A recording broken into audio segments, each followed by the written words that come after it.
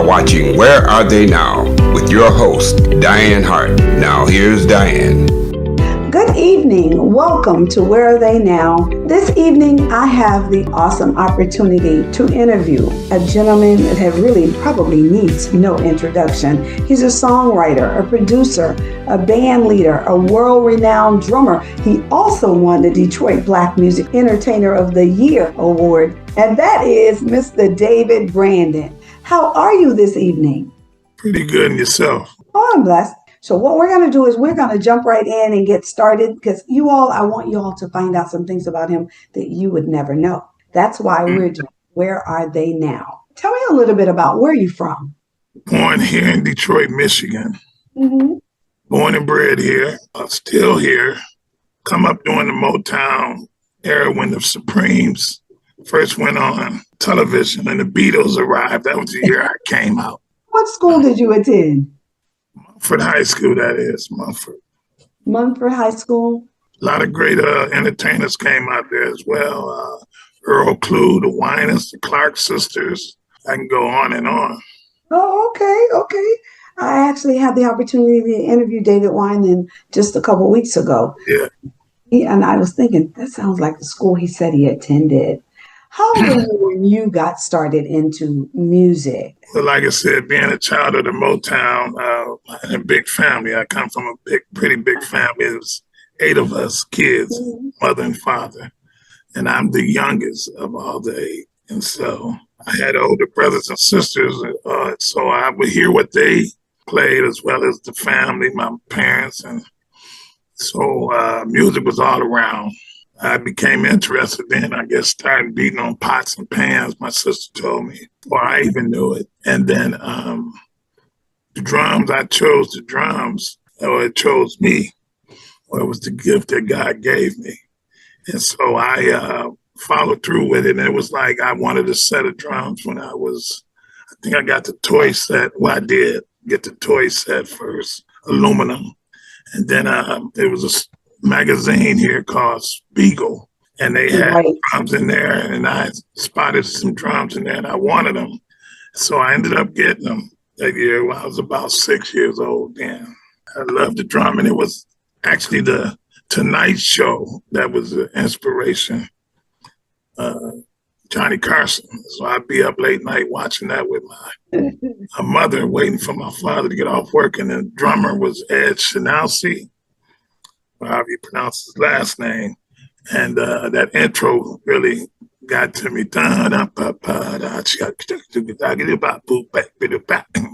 So that's how it all started.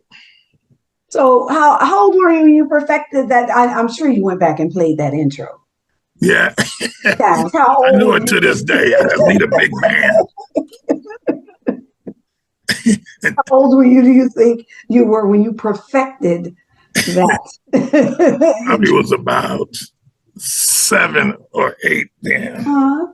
And another song that comes to mind was Shaft. It was brand new.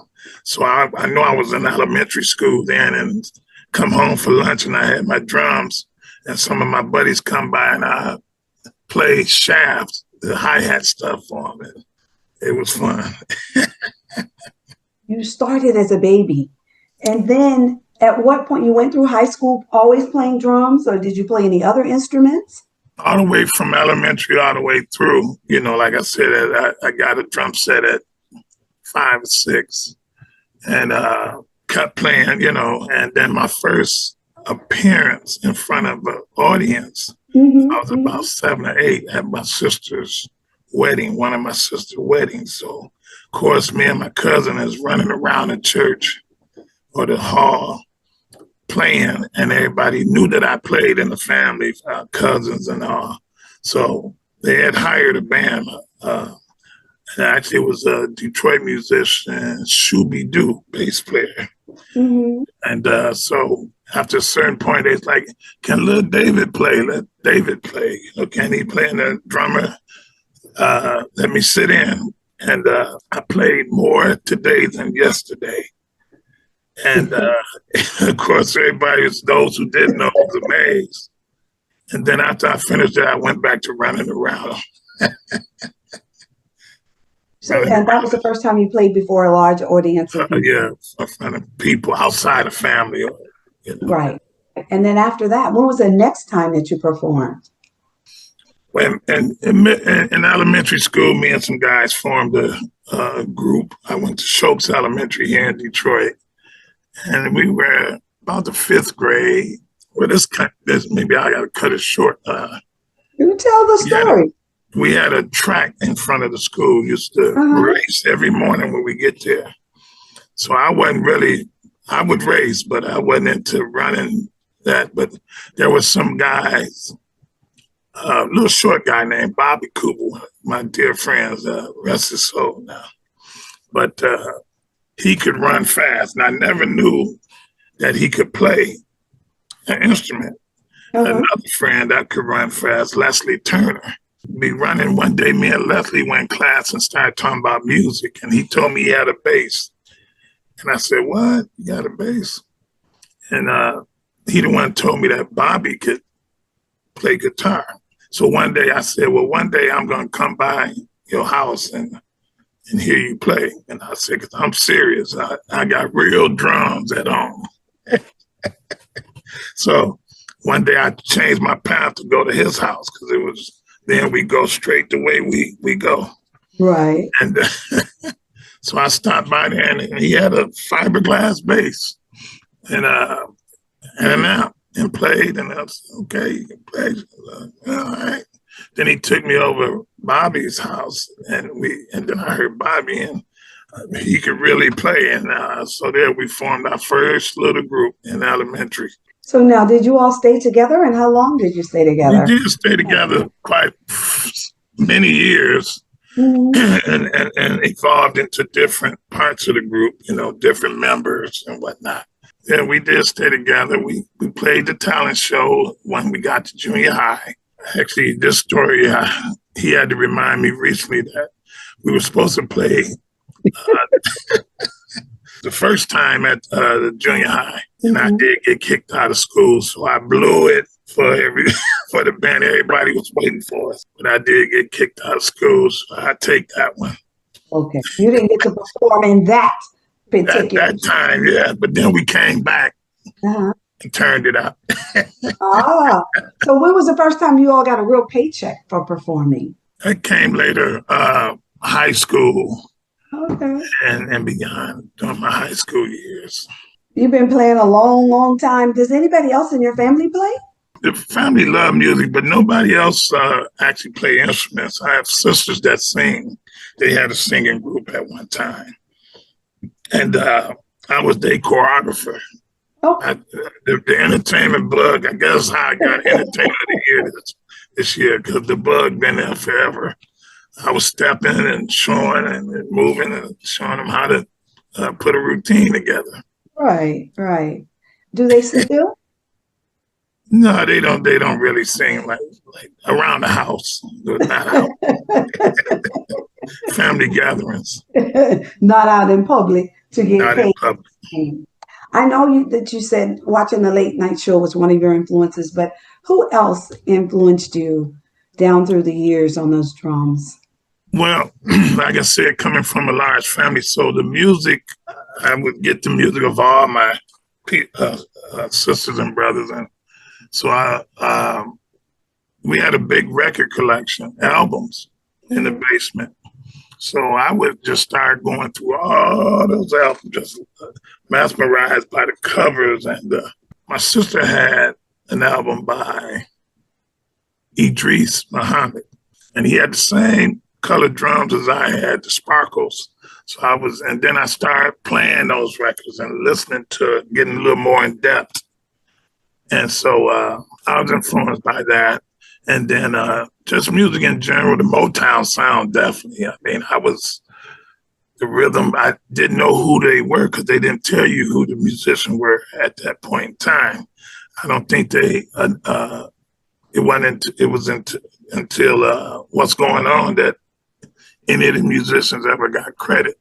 So I was listening to Earl Jones, Benny Benjamin, and definitely influenced with all that. I'm definitely a Motown child. No question about that. So do you write your own music? Yeah, I do. I need to finish something, but I Do do you write for my others, side. other people? Not yet, no. No. Most of it's my stuff, but other people can have it or use it. We get together. Can't have it, but you'll allow them to Yeah. use it. Not a thing wrong with that. Wow. So when you produce, so you've been just producing your own music. You haven't brought anybody else in to produce their music yet. No, not yet. But is that part of what you plan to Oh do? yeah, that's definitely the ultimate goal is to produce some of my heroes in that department is definitely Quincy Jones, Norman Connors. I really liked his productions, So yeah, I want to be able to do that. Hey, you can certainly do it. I'm sure of that. Listen, what we're going to do is we're going to take a break and we're going to play Round and Round, a song that you wrote. And when we come back, I want you to tell me a little bit about where'd you get that from? So let's take a break and we'll be right back.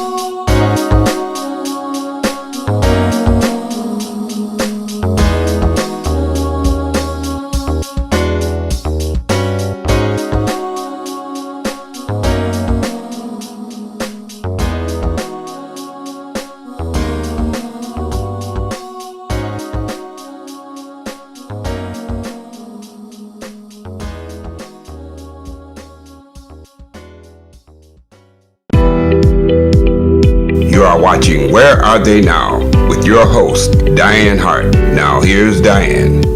Welcome back to Where Are They Now. I'm your host, Dianne Hart, and this evening I have the awesome pleasure of interviewing Mr. David Brandon, one of the baddest drummers you all ever want to hear.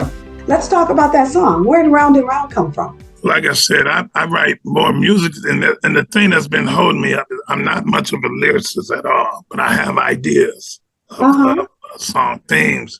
So most of my stuff is instrumental at this point. Mm-hmm. Round and Round came to me just moving, spinning around and around in this orbit, just moving and grooving. And that's the titles. I got titles for all of them. The unfinished part is all the lyrics and all the. But if you're writing the music, you could possibly have somebody else write some lyrics too. Well, that's the collaboration is definitely. It was that simple. You just came up with some beats and put them all together, and I'm going to call this Round and Round because that's what I'm doing. I'm going round and round. Yeah, and in the relationship, I mean, it could apply to whatever. Right, it's a bad jam. It means to you, It's a bad relationship that's just going round and around, which is most of it anyway. Let me ask you this. When do you think you are the most creative? For me, it's when I'm driving. My brain just tells me all these different things that it wants to do and how I should do it. When do you think that comes to you? It comes at various moments, and a lot of time while in bed too, mind get to spinning and you think of things or ideas come or titles. In my case, the music was there and an idea of what the subject matter. Let me ask you this then. Do you keep a video recorder next to your bed, or are you using your phone? I have a recording device on my computer, and that's where I did most of the stuff. And it took time because being a drummer first in the early days, all I knew was sticks, wood, and wood, which is drumsticks and metal. Right. So when I started getting into the electronics of it or chords, and when MIDI came out, it really blew my mind because I was stuck. I'm like, what is this? How you do this? But I overcome all that, and then I started investing in equipment, and got better and better at it. So I'm still a work in progress with it, the engineering of it. And that's when I'm taking my time, but it's time now. The time is now. We said the time is right now. Yeah. So you are not playing with them. But I had to learn all that stuff and get, at least have some of it under my belt. But I'm definitely going to be outsourcing. Do you collaborate with others? Yeah. Actually, me and Misty have done songs or stuff in the past and ideas and stuff with Rudy Robinson and stuff. So, yeah. But I record a lot. I of course, recorded with other artists all times, musicians. So let me ask you this. What do you think was your most remembered performance? Whether it was as a kid, junior high, high school, or as an adult, all of those things. When do you think? Yeah, all of them are still up in this computer here. But my career as a musician and drummer, I started playing. My first outing was with Mary Wilson of the Supremes. Oh, yeah. That was back in the late or early 80s. Mm-hmm. And then I did a lot of gospel musicals. One was Good Man Is Hard to Find and Mike Matthews' Wicked Ways. So I did a lot of those traveling around the country. Oh, okay. And then I've worked with, of course, a lot of the Motown artists, Miss Martha Reeves, The Contours, Dennis Edwards' Temptations, and did Detroit's Own Dramatics. I was with them for about 8 or 9 years. And then I hooked up with the Spinners, and I spent a long time. But a lot of great memories, a whole lot. But one that stands out, performing with the Spinners, we're in South Africa. We were there. It's a song called Throwing a Good Love Away, which was on the album. It was a good song, of course, but it wasn't something that was played all the time, definitely by the group on tour. Right. So we get there, and the South Africans, they associated with that song because of apartheid. They enjoyed all the other songs, but they wanted that song, and we didn't know it. The Management should have known, but I'm not going to get into all that. So we wondered what's going on. There was kind of a lot of commotion after the concert, the first concert. That's how they showed their appreciation. They was mad at throwing and stuff, but it was about that song. They didn't hear it. So a lady came to the van where we headed to the next city. And she said, if you do not play Throw Any Good Lovely Way, there would be trouble in Cape Town. So, yeah, it was just. So Purvis Jackson, the late, great Purvis Jackson, he went and found it at some store somewhere. And we all took headphones on the next flight to the next city. And let me tell you, when they heard that song in the next city, oh man, it was over. I mean, they started dancing, doing all that. I mean, the arena full of people. Wow. That's one memory that. I bet so, especially since they were going to stone you in the next city. Yeah, well, they were throwing stuff at the first show. I'm like to myself, that's how they show their appreciation. You know, it was bananas. So they really, really wanted to hear that one song. Yeah, it meant a lot to them. Like, it means so much to me now. Right, and I'm sure many of them will never, ever forget that. We're going to take another break. We're going to listen to Click It Up, also a song that you have written. Am I correct? Okay, so we're going to go to break. We will be right back.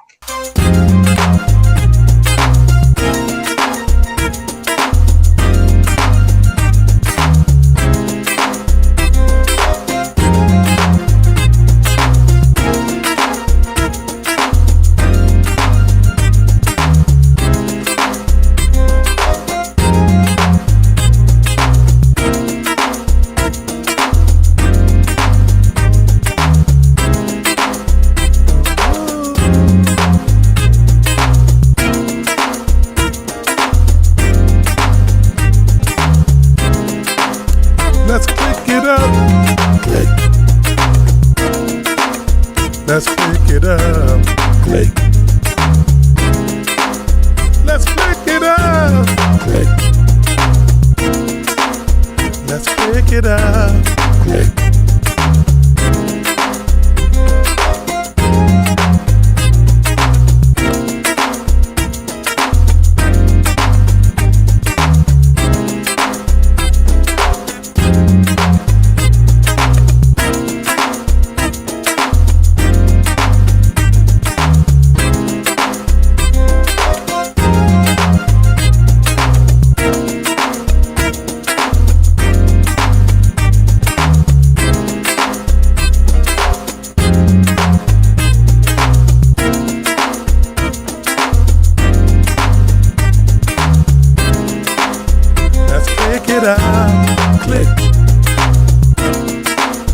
Let's pick it up. Click. Let's pick it up. Click. Let's pick it up. Click. It's been a long time. I'm happy to see you with other fly feet for people to click to. Grab your blast and bottle, put a high in the sky, man. And you know, if I go take, it might be your last day. Let's do a roll call for family and friends. See, clickety clack, shoot it back, letting the world be. It's all about the love, keep the haters from around me. You grab a glass, I grab a glass for the real G's.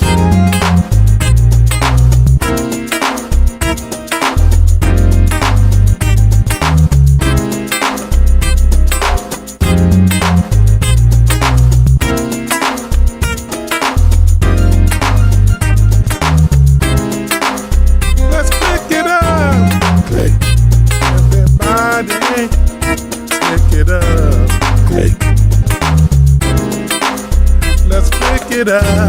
Click. Click. Let's pick it up. Click. Pick it up. Click. Pick it up. Click. Everybody, let's pick it up. Click.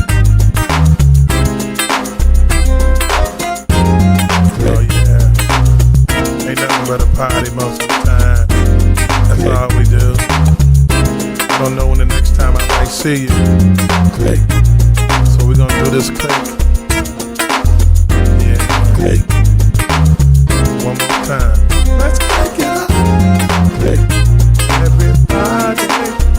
Let's click it up.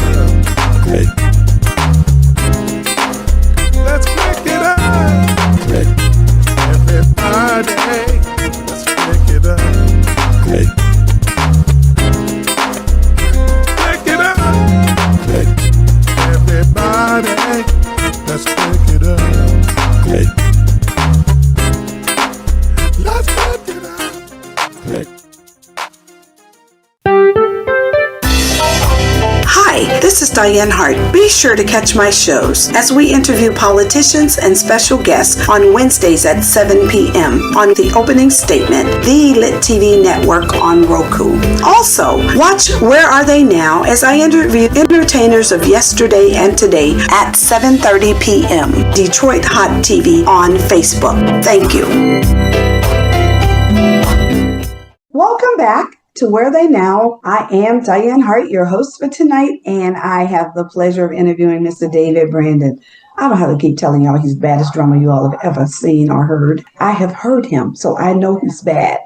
But Click It Up is a bad jam. So let's talk a little bit about Click It Up. That was inspired just, for being around and, losing loved ones. And sometimes, let's have a toast, but not just for losing people, but every day. And let's have a toast. So let's have we have a drink and toast to life. Right. So Click It Up. That's what that really means. Let's just tap the glass together and enjoy this moment, and honor of whatever it may be. But just seeing you, let's click. Wow. The click and this and that, but click, clean. And immediately you had a name for that. Hey, you had a name for that music, for that sound. It must be just, I can't even imagine what it must feel like to be the person that just have so much talent. Can't do any of that. I would like to sing, but I can't. I used to play French horn in junior high school. I was in a band. Okay. I didn't like it because every time I missed a note, the teacher used to hit my knuckle. Well, that's the type of teacher I am. Those are good teachers, whether you know it or not, because they're trying to help you. You might not understand it at the moment, but later you say, wow, if you stick. Right. Well, I went on to run track and I got out of the band, so I did not stay in the band. It can be pretty hard.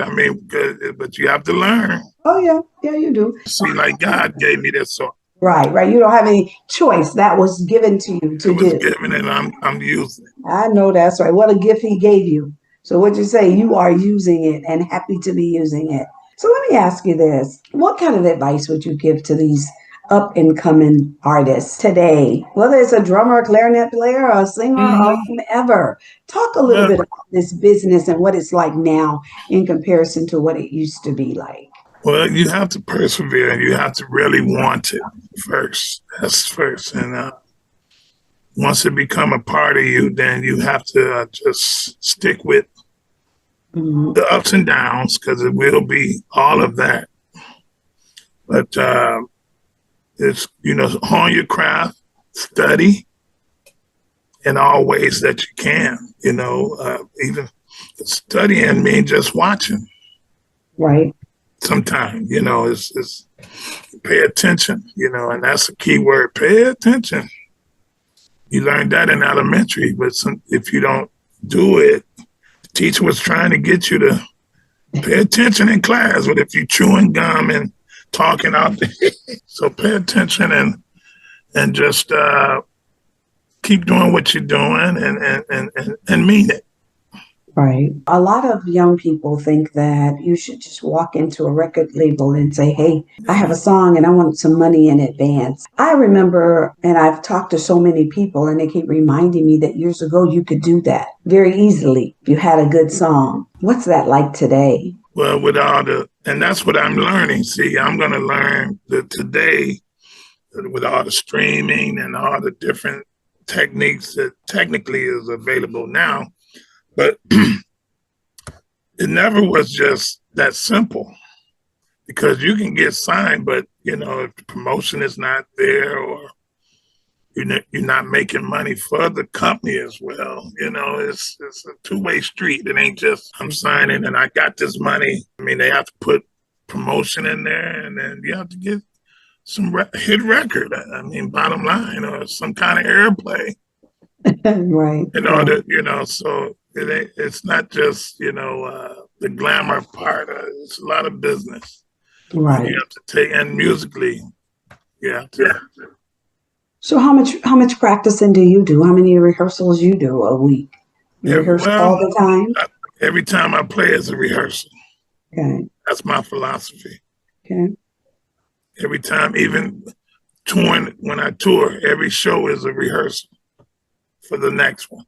Right. To see what you can refine for the next show, right?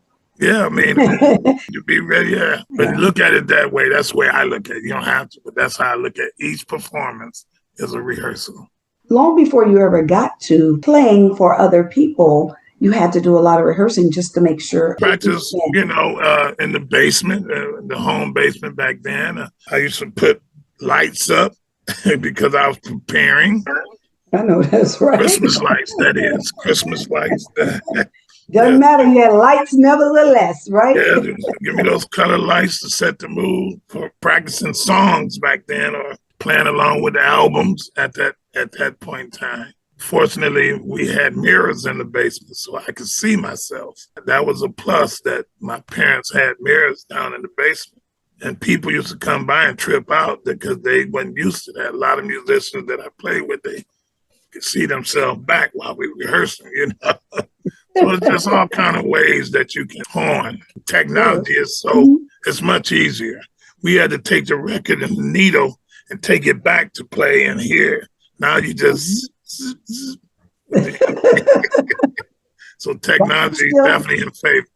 I agree. I have an old record player that I still have. And I don't know, David Winan asked me, so what happens when your needle runs out? I'm like, well, I haven't thought about that part yet. When I need a new needle, I don't know. Find an antique store somewhere, maybe if they're around. I don't know. One other question I'd like to ask you that I'd like you to talk a little bit about, maybe that you can help some of my young folk understand the need to have somebody review contracts for them. If you did a contract, what do? You just get it, you read it yourself, sign it? You better get professional help that understand that.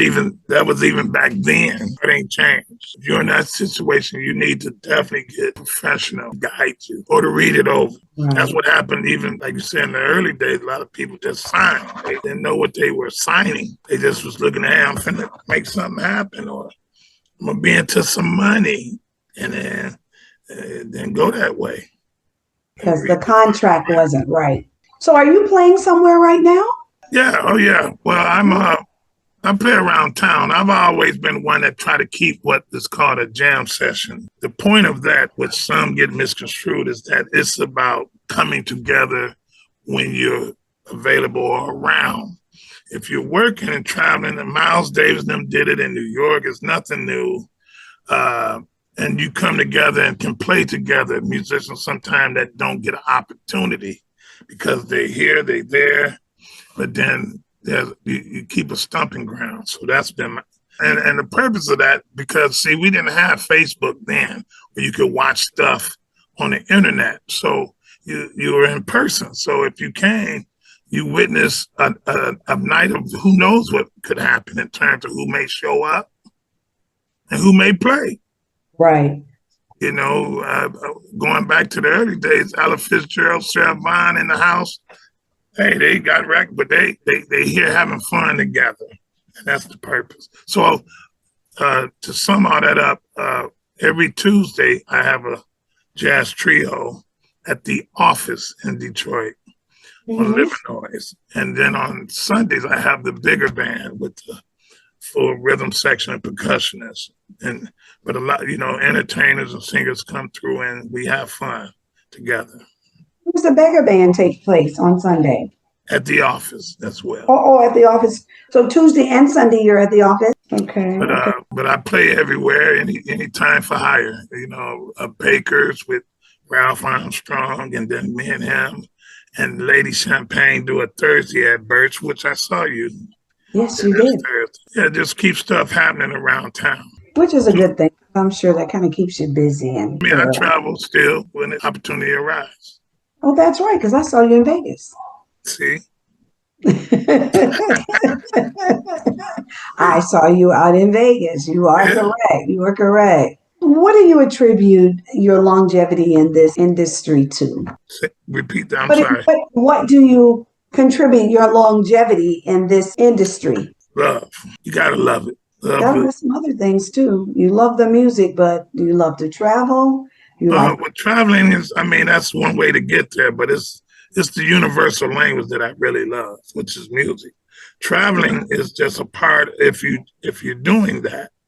And like a lot of people, oh, well, see, flying, I like the ground, but the plane gets you there faster. So I've done a lot. I'm a million miler as far as travel miles. I have 1,000,000 miles with Delta, but that's not the part. Right. The part is delivering and touching people where we go and where I go and seeing people happy, seeing people smile, seeing people cry. And so that's really the ultimate. And you got to love it, you know, so I do love it. And the rest will come and go. I guess you have a very valid point. So what haven't you told us something about your life that you'd like all of our listeners to know about you? I'm sure there's some intriguing stuff back there somewhere. There's some intriguing stuff back there somewhere. So what do you want to share with us that we don't already know about you? People might see you playing, but what is it that you'd like to tell us that we don't know about? None but love. That's it. You have children? No. Oh, no, that's a good part. That's no. Nieces and nephews, nobody else is following. Oh, yeah. Oh. Well, I mean, they love music, but nobody's pursuing it. Everybody gets to decide what it is they want to do. You got to know it. You got to love it. Be true to it. You've been true to it. How many songs do you think you have in your catalog? About 20, 25 right now.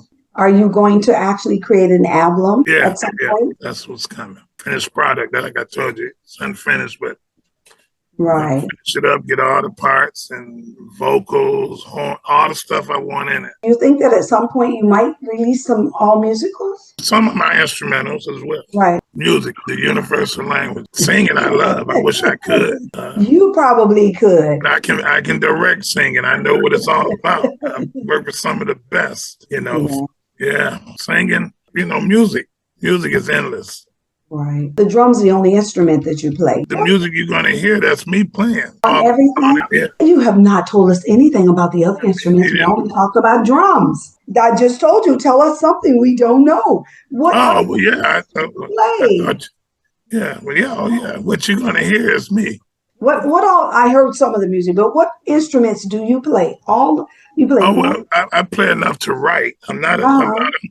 Drums is my main instrument. Right. I play keyboards. I know it. I went to school. I went to Grambling State University. And so, I mean, music I have studied. What I know. We want to know. Yes. What else have you been doing out there? We don't know. So you went to Grambling State. Some stuff you just going to keep to yourself. I'm giving it up. So you took music at Grambling State? Yeah, I was, Mm-hmm. Like, you know, your question of instruments that I play, like I say, I play at the piano. I know it, though. I know what it consists of. But I'm not a player. See, to be a player, you got to horn. And that's my advice. If you're going to play whatever, you got to dig into it. Guitar, flute, whatever it is, you got to get into that instrument. The fact is, if you could play all of those different instruments, even if it's just a little bit, that means you're very talented. Because if it gave me the flute, I could not get the sound to come out to start with. Gotta have your lips just right. You can learn it as well. But nobody has time for you to learn while you're trying to produce your song. Oh, no. You don't want me to learn. You want me to know what I'm doing. I need people that know what they're doing already at that point. Absolutely. I really do appreciate you joining me this evening. I look forward to seeing you somewhere here in Detroit. I got to try and see if we can catch you on Sunday. All the other days have already gone. So we'll have to try and catch you. How long you got to be here? Until Tuesday. Try and make sure that we catch you on Sunday. And that's at the office. Do you have an address for the office? Approximation of where the office is located? In the Avenue of Fashion, between 7 Mile and 8 Mile, right down the street from Baker's. That would be south of Baker's. Okay. South of Baker's. Chippewa and Livernois. And what time does the show start? 7 to 11. Is there a cover? $5 cover charge. Can't beat that with a stick.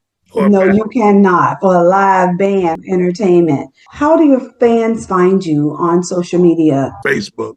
Okay. David Brandon 2 at facebook.com. Okay. We want to make sure that people can find you and be able to reach out to you so they can definitely DM you on private messages. So every Tuesday and Thursday, David is performing at the office. At the office. So please, you all check out the show. It is at 7 o'clock and it runs from 7 until 11 every Tuesday night and Sunday night at the office. So let's get out and give David some support. And I have a show coming up, Aretha, January the 19th, doing music of the jazz funk era on January 19th. 2026 at the Aretha. If somebody goes out on your Facebook page, will there be a flyer posted? They'll find all that. They'll find it. Yeah, everything is there. Okay, so if fans are looking for you, then they should go to David Brandon 2 at Facebook, and they'll be able to see the schedule and where you're playing and that kind of stuff. Yeah, I post most of the stuff. It's been pure pleasure just to find out a little bit about you.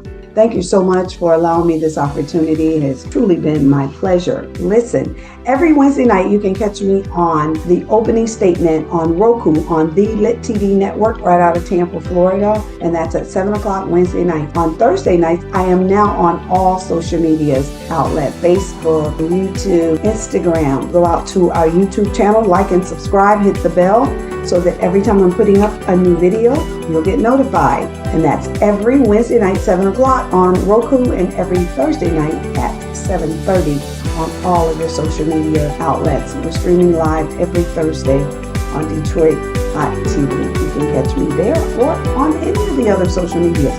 Mine is Dianne Hart. That's my social media handle, and my YouTube is at Dianne Hart 2126.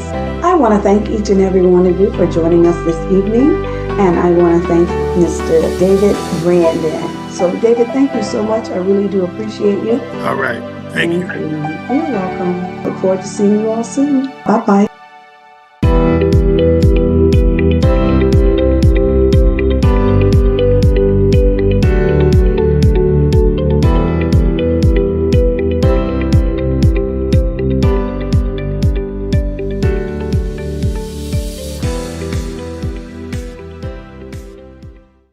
Detroit Hot Television on the cutting edge of urban internet TV. It's a new day for Detroit radio. It's internet radio. Make sure you're streaming in your car. Detroit's digital radio station for a new generation. DetroitHotRadio.com. Terrestrial radio can't do what we do because we are setting a new standard in Detroit. The best Detroit artists are here, along with all your national favorites. The most music 24/7 by all your local favorites, like Anita Baker, Michael Henderson, Kim, So how did you find your way back in and the Dramatics. If they're from Detroit, they're heard here. This is where Detroit turns for R&B from yesterday and today. 24-karat magic in the air. Detroit Hot Radio. Yeah. What you wanna do with it? If I give it to you, what you gonna do?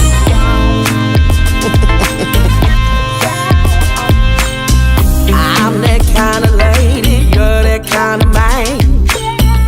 Touching me on the floor, caress me with your hands. Ain't nobody tonight gonna do me right like you. Yes, I'm with you, baby, let's see what it does.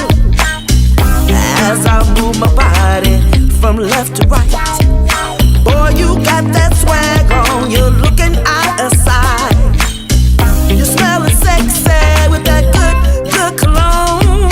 Keep on dancing on me, baby, you really turn me on. You can do what you gotta do. So while you're tripping, I can see you tripping, baby.